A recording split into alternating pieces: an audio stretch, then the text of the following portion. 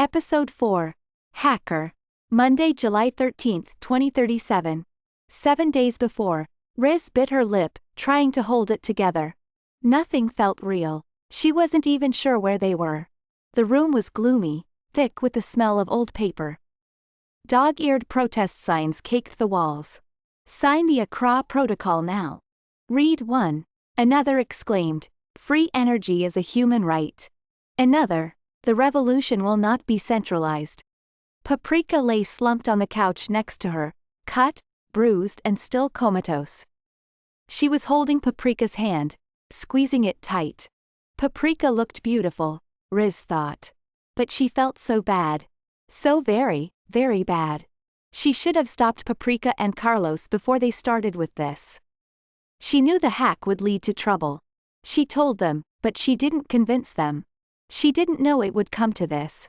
That Carlos would die. She knew exactly what she should have done differently, and no idea what to do next. Her own arm was in a makeshift sling. Her head was pounding. One of Zero's bandaged men from the SUV was cleaning Paprika's face with a UV light pen, zapping the dirt out of the cuts to prevent infection. He looked like a mummy pretending to be a nurse. The bandaged guys didn't seem to speak at all. It made Riz nervous. Jason, Taki, and Shiv sat on another old couch across the room from Riz. None of them had said anything for a long time either.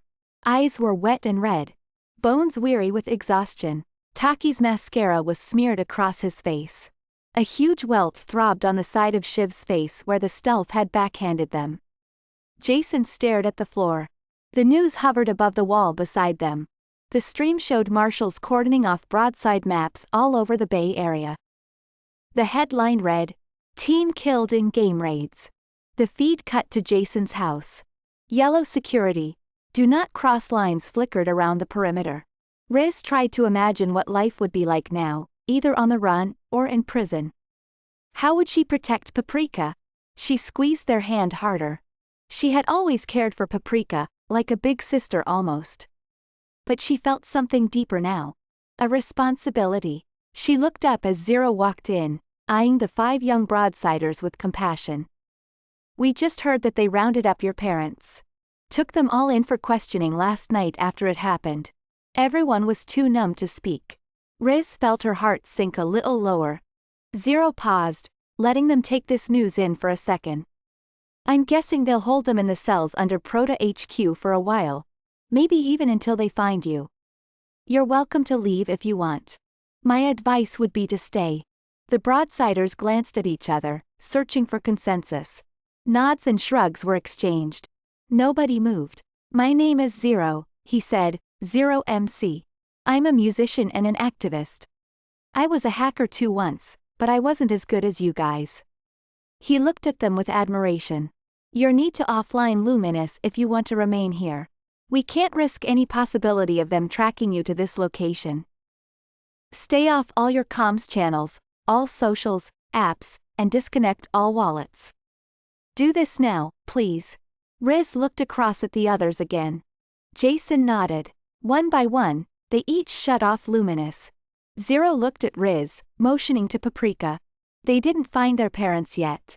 From what we've heard, they don't seem to know Paprika was involved. They know Carlos had a sibling, like a lot of you do, but they are not looking too hard at any of them.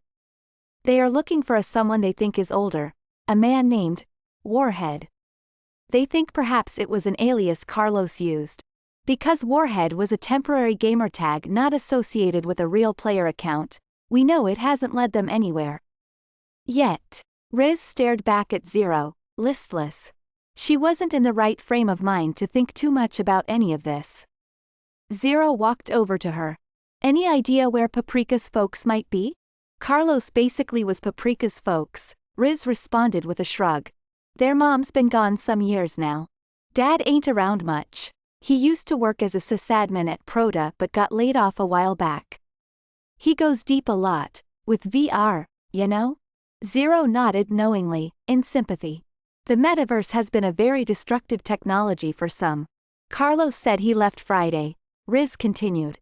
That he was going to be out all weekend, going deep in a meta den somewhere.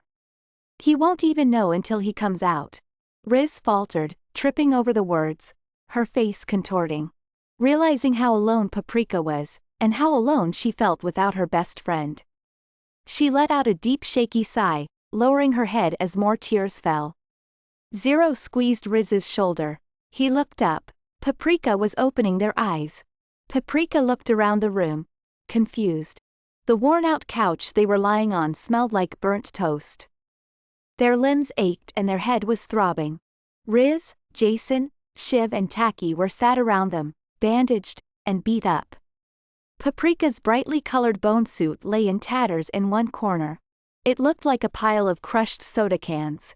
Old posters covered the walls. The room was warm, brown, and dim. "Where am I?" Paprika asked. Zero leaned across to Paprika as they sat up. It felt like a dream. Zero put a hand on Paprika's shoulder. "It's okay," he said. "You're safe." Paprika recoiled as he touched them, realizing they were awake, and that this was real. Paprika jumped up. Zero stepped back, unsure of what to do. Riz stood up, trying to calm Paprika down. They looked around at their teammates. None of it made sense.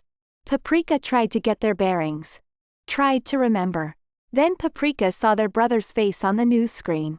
Carlos was the alleged leader of the hacker network that Proto claims is a front for a terror cell, said the news anchor. He was hit by a car fleeing the scene of one of the raids. It all came back. Paprika imploded, clutching their sides as grief ripped through them. Riz pulled Paprika into a bear hug. The other Broadsiders got up and circled, hugging Paprika and Riz too. Riz pressed Paprika's face into her. She felt warm. Paprika could feel the outline of her body through her clothes. Paprika felt guilty noticing this, given the circumstances. But they noticed. Tears fell from Riz's eyes onto the back of Paprika's neck. She held Paprika tight. "It's okay," Riz whispered to Paprika as she sobbed. "I'll keep you safe. I promise. We'll find a way out of this." The sadness was like a wall. There was no way around it. But as Paprika listened to Riz, another feeling was rising too. Paprika didn't want Riz to keep them safe. Paprika pulled back, facing Riz and the others. "No," Paprika said. Riz looked bewildered. Paprika looked back at the news screen, showing B-roll of marshals cordoning off other Broadside games around the Bay Area. Suddenly their focus was singular. "We're going to end them," Paprika said, trembling with rage as they spoke, tears running down their cheeks. "We're going to end them all. Hold him still." Koth had ushered countless patients into the bubble kitchen basement. But this was the first time he'd seen Danusha operate on someone, much less assisted her. It didn't help that the patient lying on the slab was his sister. Koth's hands trembled. Michelle's arm was all but severed from her body, hooked up to a knot of tubes and blinking devices. "Steady," Danusha snapped in her thick Sri Lankan accent. She glared at Koth from under her face mask and headscarf. Danusha's assistant Kim helped Koth lift Michelle's unconscious body up a little way. Danusha sucked a sample of blood and tissue from Michelle's shoulder blade with a syringe. "What do we need that for if we're growing new skin over there?" Koth asked, motioning to the large freestanding vitro vat in the corner of the room. Inside the vat, a sheet of dark brown skin grew. A printer on the counter next to it was printing a layer of pinker, thicker skin. Danusha looked at Koth's beat-up face. "The brown stuff in the big jar is the epidermis," Danusha explained. "Outer skin layer.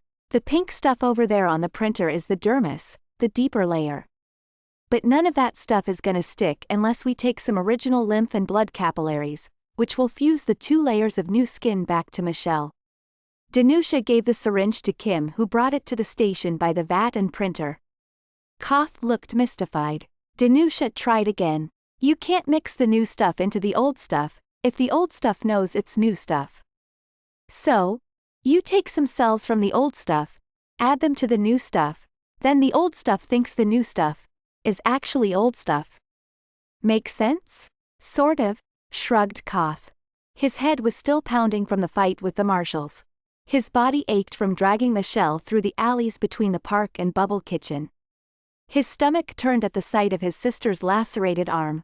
It had only stayed attached to her body because Koth had held it in place the whole way there. This is gonna take some doing. Danusha continued, punching staples across Michelle's open wound, like little bridges across a bloody gorge. She'll spend the night here. The vascular and lymphatic plumbing in the skin graft needs to connect back to her nervous and immune systems. Koth nodded, feeling nauseous watching all of this. Probably best we don't go home for a while. They might come looking for us again. He looked distant. Danusha studied him. You doing okay, my young friend? Koth shrugged. Worried about Omar is all. We'll get him back, Danusha said. We'll get him all back. No way anyone in South City will stand for this. They crossed a line today. Koth nodded at Danusha. Behind them, Kim lifted a steaming layer of skin from a bubbling jar. Rook tilted his head side to side, listening to his bones crack and creak. He ached. His back muscles had seized up completely after the SUV hit him. He was leaning against a wall of cargo crates, looking out from the hangar level of the pyramid. He had several news channels and security feeds open, the aftermath of the raids playing over and over from different angles. A team of marshals busied themselves in front of him doing maintenance work on the stealth ship. Rook turned at the sound of the elevator doors swishing open. Sam walked out on deck. He looked ashen. He approached Rook with a somber nod, studying the cuts and bruises on his face. You okay? Sam asked. Rook knew what Sam really meant. That Sam wasn't okay with any of this. Made sense to Rook. Sam was just a little nerd after all. Killing people wasn't part of his job description. Rook sat down on a cargo crate, nodding as he touched the cuts and blisters on his face. Sam sat down on the crate next to him. I've had a lot worse than a glass in the face, he answered. He got me good though, that warhead kid, whoever he is, I'll give him that. He was trying to sound cheery. Sam looked at the floor. You all right? Rook asked. Sam didn't look up. His hands were trembling. Rook realized why Sam was here. He had been dealing with timid leaders like this throughout his long career as an executive-level mercenary. They hired him to do something, got scared when he actually did it, and then came to him afterwards, either looking for reassurance, or to fire him 'cause he'd gone too far. He was used to managing people like Sam, and he wasn't about to get fired. I know this was hard on you. But you made the right call, Rook sniffed, looking out at the skyline. I wish it had gone different out there, but you do what you have to do in the field to win. That's it. Sam looked at him like he wanted to believe him. But he didn't. Rook turned to face him. You inherited one of the world's most powerful companies, Sam. Without you, without Proda, this country will fall to the same madness that's gripping the rest of the world. People want to destroy this, to destroy you, because they're not you. They're not capable of seeing how much that would hurt them.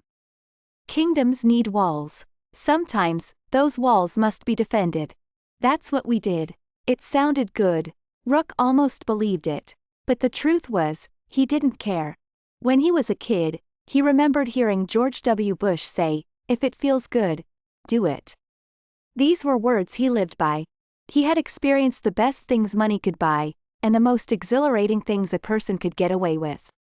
Sipping $500,000 a bottle whiskey at Bohemian Grove. That squishy feeling he felt in his knuckles when he broke a protester's nose. It was all the same to him. These were the finer things in life. He saw himself as a connoisseur of both high and low culture. The extremes he'd experienced gave Rook perspective. Most people didn't have that. People talked themselves in circles. The world was confusing now. You couldn't eat animals but you could eat meat. Half the world rejected capitalism but begged the other half for money. You couldn't even tell if these kids now were boys or girls. Everyone dressed weird and wore makeup and got offended if you asked. Lines kept blurring. He did agree with Sam's vision.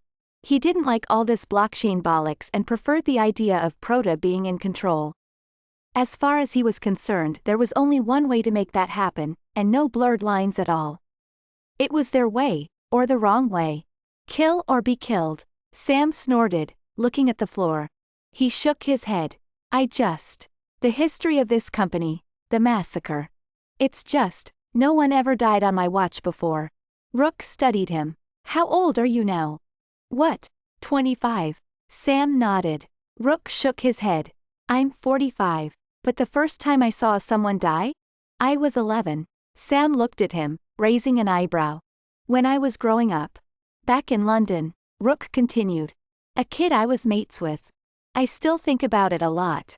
What happened? Asked Sam, seemingly grateful for the distraction. Rook scratched his stubble, leaning back on the crates. It happened on a rooftop in Tower Hamlets, a rough part of East London, at least it was in them days. This was in 2003. I was with Daryl, this kid I used to knock about with, when it happened. Sam nodded, listening. Daryl lived on my estate, and had this older brother, Gary, who everyone just called G, Rook said. G was 17, he was a DJ. He used to play on the pirate stations and in the local clubs. I thought G was the coolest guy in the world at the time. I was too young to get into the clubs, but me and Daryl used to listen to G DJing on the radio. G played grime and dubstep and the odd bit of garage and jungle, all the old school stuff, before it became 3D bass or whatever they call it now, you know. Sam nodded like he did. Rook could see he didn't. Anyway, Rook went on. G was always telling us stories about DJing at all the big raves, how he knew all the big MCs and DJs, how he used to get hold of all the birds. It sounded like the life. I wanted to be just like him. Rook paused as the memory came back to him in living color. We were round Daryl's one afternoon playing FIFA when G told us he needed some help. G played on a big East London pirate station, Blaps FM, which was warring over territory, a rooftop, with another station run by this bloke named Twitchy. Blaps had had their antenna up on that roof for almost a year, but Twitchy had decided he wanted it. It was a good roof, high above the city. It was the roof of the estate that me and Daryl lived on. A pirate radio signal could get out for miles from up there. You could reach millions of people. It was a bit like if you had an antenna up out here. He motioned out to the skyscrapers in front of them. Pirate radio was all illegal? Sam asked. Completely, but it wasn't the police you had to worry about. Rook said with a nod. Stations would get into disagreements with each other about who could transmit on which frequency. It was one thing if you went over a legal, commercial station, then the authorities came after you. But if you went over another pirate station, or took their roof, that was different. Pirates came looking for you with knives, or baseball bats. Or worse. Sam nodded, understanding. Anyway, the Blaps FM DJs had warred with Twitchy's crew when they first came on the roof. They kicked over their antenna a few times. Once they waited for the DJs to come up and had a scuffle with them. But that was before they found out it was Twitchy that was running things. Twitchy was not a guy you crossed. As well as running a pirate station, he looked after a lot of club doors and had a security firm. He moved a lot of drugs. Who knows what else? He had a temper, he was a proper lunatic. Everyone knew his name. He was a roadman. You know what I mean? A gangster. Sam shifted position, facing Rook. When the Blaps crew found out Twitchy was involved, they decided to move their antenna and their rig and let them take the roof over. But when they went up on the rooftop to get it, Twitchy's lot had sealed the door to the roof shut with that horrible yellow expanding foam for insulating walls. You remember that stuff? Sam nodded. They'd sealed the lock too. But the Blaps lot needed that rig. The only other way onto the roof was through a vent in a wall space that led out onto the roof. G and the rest of the Blaps lot were all too big to fit through, but Daryl and me were smaller, so we could fit. So, off we went. Rook paused, noticing his accent getting thicker as he reminisced. He caught himself. Yanks never understood him when he got too gruff like this. But Sam was still listening intensely. For me and Daryl, helping the Blaps lot get on the roof. I mean, I was 11. That was the coolest thing I'd ever done at that point. It was hard work getting through the vent. We had to shin up through the dark. Daryl was in front of me with tools and the master key, which we hoped would open the door from the other side. From there the plan was to kick it outwards and break the foam seal. Rook took a breath, cracking his knuckles. So, we come out onto the roof to see the antennas of both stations standing tall. The radio masts were duct taped in position. I remember how the black duct tape hung in tatters from the masts, flapping in the breeze, the London skyline all grey behind it.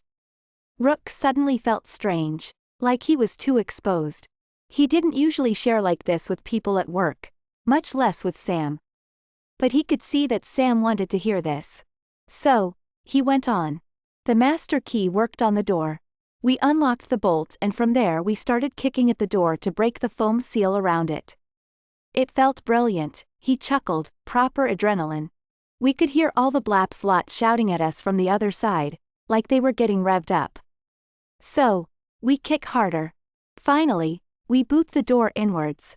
The foam seal shatters as the door goes in, smacking into the wall. And that's when Twitchy and his crew walks out onto the roof. Rook felt his voice get smaller as he said his name. The thought still scared him. It was maybe now the only thing that scared him. Twitchy was holding G by the collar. He told Sam. Had a big old Askell 45 pistol pointed at G's head. He was pushing him across the roof. He felt like he was back there as he talked. The rest felt like it happened in slow motion. Twitchy had 2 other guys with him. They pushed Bradley. Bradley was another Blaps DJ, G's best mate, out onto the roof too. Bradley's nose was broken, he was bleeding everywhere. There was nothing anyone could have done at that point. Rook paused. He remembered the look on G's face. The toughest person he knew, the kid he idolized the most, looked tiny next to Twitchy. Anyway, G started crying, Rook said, his own voice getting hoarse. What could he do? He just let Twitchy shove him back towards the edge.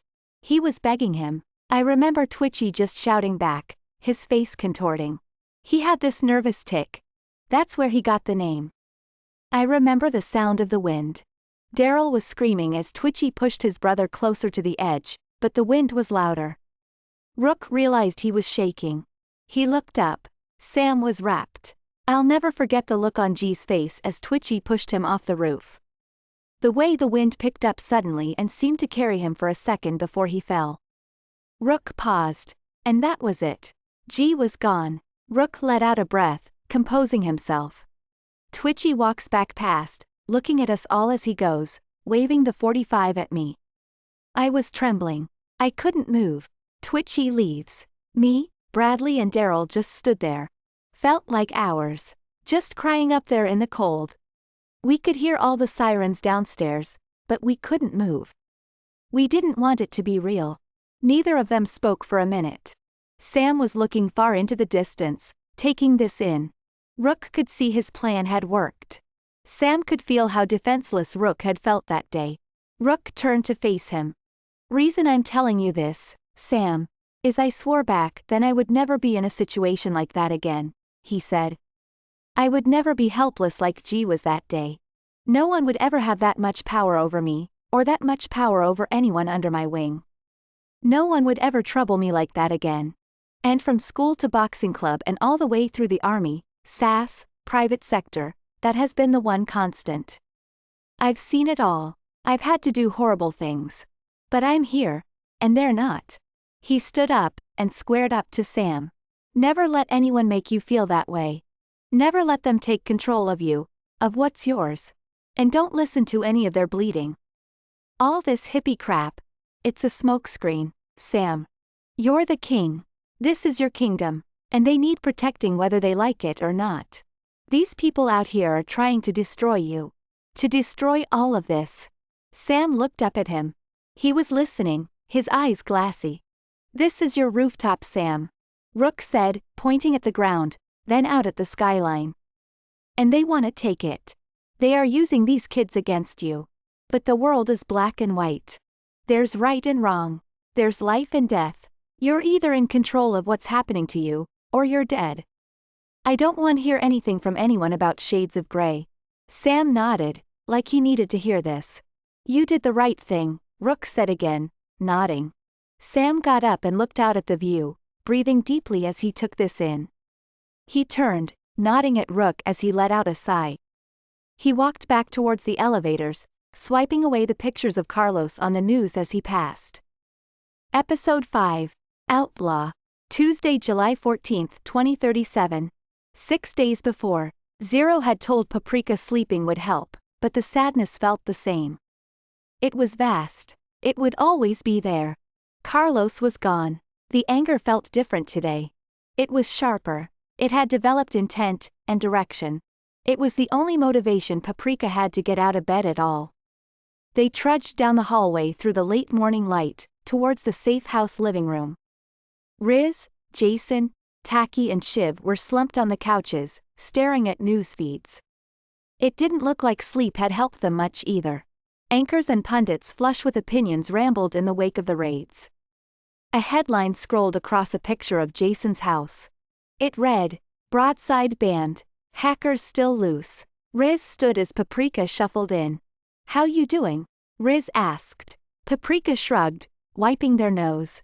Zero entered the room from the other doorway. Paprika looked at him. They still didn't know what to make of Zero, or the situation. They didn't even have the energy to think about it yesterday. But now Paprika wanted some answers. "Where are we?" Paprika asked, realizing they had spent a full day here without even considering the question. "South City," Zero replied. "They don't know it was us who rescued you. They won't be looking for a group of kids from Marin out here." "I ain't from Marin," Paprika said, looking at Jason. The anger inside Paprika flashed. If Jason hadn't shared the code with everyone. Jason hiked an eyebrow at Paprika, then at Zero. Zero signaled to him to let this go. Paprika walked over to the window and parted the dusty blinds. Outside, the morning sun spread across the ramshackle spires of South City. The towers looked a strange kind of alive, like something that had gone moldy. Paprika didn't come here a lot, except for the occasional away game. South City teams went hard, even the junior league teams. Paprika always worried they would end up here. Most people who got evicted in SF did. There was no way to get back home at this point. Paprika turned back to the room. Coverage of the aftermath continued on the news. Marshals stood guard at a protest outside Prota HQ. They held back a boisterous crowd, many brandishing photos of Carlos. Sharp shots observed from surrounding rooftops. Broadside players are angry at the ban, and human rights groups have taken up the case, the anchor reported, claiming Carlos was an innocent victim, fast becoming a martyr in the eyes of Prota's growing chorus of critics. A picture of Carlos filled the screen. Paprika trembled, feelings welling up inside. Part of Paprika felt they should be at that protest. Another part felt that they shouldn't be using Carlos's image to further this cause. All of Paprika felt sad. All of Paprika felt angry. Zero nodded in the direction of the news, and it disappeared. He walked over to Paprika. "I'm so sorry," he said, putting a hand on Paprika's shoulder. "I wish we had got to you sooner." "I have no." Paprika batted his hand away and looked at him sternly. "I want revenge," they said, voice quaking. Riz walked over to stand with Paprika. "We all do," Riz stated, backing this up. Jason nodded. He stood up, as did Taki and Shiv. They joined Riz, standing shoulder to shoulder with Paprika. Having the others behind them like this felt good. "I know how this feels," Zero sympathized. "I've seen a lot of friends killed by Prota's non-lethal weapons over the years. A lot of people are angry." He began to pace the room, deep in thought. "We can respond, but whether it works depends on you." Paprika narrowed their eyes, trying to figure out his angle. "So, you'll only help us if I show you how I hacked Broadside. That's where this is going, right?" Zero ushered Paprika into his office, a smaller room off the side of the main living area. It was overflowing with papers and piles of crap he needed to throw out. More protest posters hung on 3 of the walls. A map of the Bay Area covered the 4th wall, riddled with pins and string. He was planning something. There was a small kitchen counter in one corner, the only indication as to what the room was originally for. "Tea?" he offered. Paprika nodded. Zero busied himself with a teapot. Paprika studied the piles of books and papers strewn across the kitchen table. There was a heavily annotated copy of book called The Cathedral and the Bazaar by Eric S. Raymond. Several copies of something called The Whole Earth Catalog. Rules for Radicals by Saul Alinksi. The Starfish and the Spider by Brafman and Beckstrom. A paper by someone named Satoshi. Several books by a man named Lessig. Many works by someone named Lanier. Almost everything was nonfiction. None of the names meant anything to Paprika. Real books were artifacts from a different age. They picked up a paperback, of which there were several yellowing copies. Rotten to the Core. An Alternative to A Proto-Owned World. By Zero MC. You wrote this? Paprika asked. Zero nodded as he walked over with the teapot. Why do you have so many copies? Zero looked at Paprika. If something's worth keeping, always make a copy, he smiled, pouring Paprika some tea. Thanks, Paprika said. Zero gave a little bow. You are what you share, he replied. Paprika and Zero sat down at the corner of the table not covered in books. Sharing got us into this mess, Paprika said. Sharing's gonna get us out of it, Zero smiled back. Whatever, man. Whatever it takes. I want to destroy Proto. Most of all, I want revenge on that man, Rook, the one in the black armor. The one that killed Carlos, Paprika fumed. Zero nodded. I've been trying to get to that guy for years, but I'll bet you'll be the one to do it. Twice as tough as any other broadsider, that's you, right? Never needed anyone's help, right? Paprika's face was stone. You want to take down Proto? He continued. Get to Rook? You want to pull off the impossible? I'll help you. Sure, but you need to ask yourself why you're doing this, Paprika. Who do you want to be? I know you want to avenge Carlos, but what about life after that? Paprika realized they hadn't thought about the future at all. The cloud of grief felt so thick, all they had been able to do was get from minute to the next. You're asking me to help you get to Rook. So, I will, Zero continued. But he's not the problem. You want to avenge Carlos? Finish this fight. Help me take down the broken economic system that created Proto. If you really want to end this, to stop companies like Proto from victimizing people and destroying lives, then you and I must change the world. Paprika looked at him, processing this. They could see Zero's point of view. Paprika was grateful he had saved their life. But all they could feel was grief and rage. All they could see was revenge. They turned and began opening screens. Then let's get on with it, Paprika said. Paprika opened the modified brute force program. The bank of glowing screens was the only thing lighting the dark room. Paprika sat, working on the code. Zero stood behind them. In awe, holding his tea. It's so simple, he exclaimed. I guess they just stopped looking for stuff like this. You never hacked anything before? I fix printers after school, Paprika shrugged. I've spent enough time playing with Proto systems to know how to get round them. But look, I don't know how to port this out to other operating systems.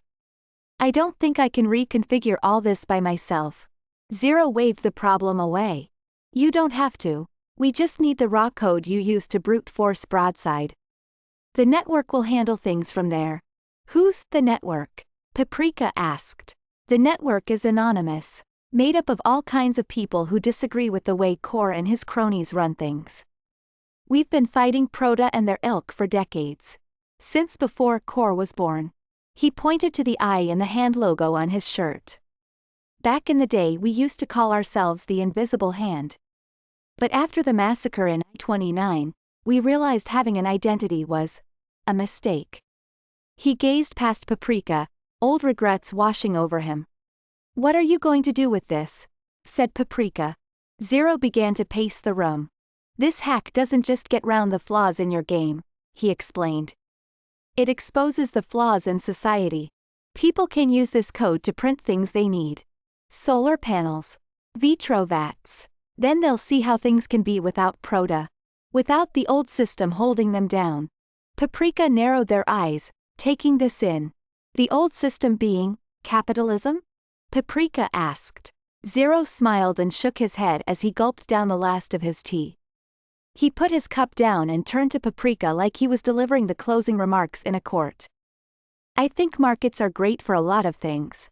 Things that are scarce, art, luxuries, your Broadside NFTs even. It's all good. Everyone has the right to earn a living, he said with conviction. What I'm saying is, Why do we need to? We can print anything. Grow food from molecules. He started to pace the room again, gesticulating. We have more renewable energy than we will ever need. So why do we need to earn a living? Make profits? Mankind has solved the economic problem. Markets are great for things we want, he said using air quotes, but we can make everything we need ourselves. For free. So why do we need to earn our living? Why can't we just live? Paprika reflected on this idea for a second. Then shook their head. It's a nice idea but never gonna happen. Zero snorted. He walked over to the window. I'm from a time when we used to believe we could change things, that we could push things forward. That used to be a noble thing. He looked at the street below through the blinds. A marshal was searching a man on the corner. Zero shook his head. Now we're all too scared to think, he continued. We work to the bone just to survive and are silenced if we step out of line. He walked over to a poster on the wall of a proto logo with a line through it, a relic from an old protest.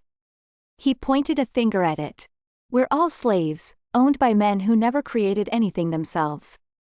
Paprika screwed up their face at this. What? Sam Core invented everything, right? 3D ones, Vitrovats, Marsh. Sam Core didn't invent squat. Zero snapped. All of those things are brands, first off, not inventions. All Core did was take over a company. All he's done since is steal other people's ideas and patent them. He choked off American innovation and they thanked him for it. That boy is a troll, a con artist who got luck. Beep! Paprika's screen pinged, distracting Zero from his tirade. He remembered where he was, and breathed out, calming himself. Is this what you need? Paprika motioned at the screens. Zero walked over and looked at it. A big grin spread across his face. Paprika pushed the glowing patchwork of screens across to Zero, who sat down, opened a keyboard in the air and began working. Let's get this out on the streets, he said. They'll do the rest.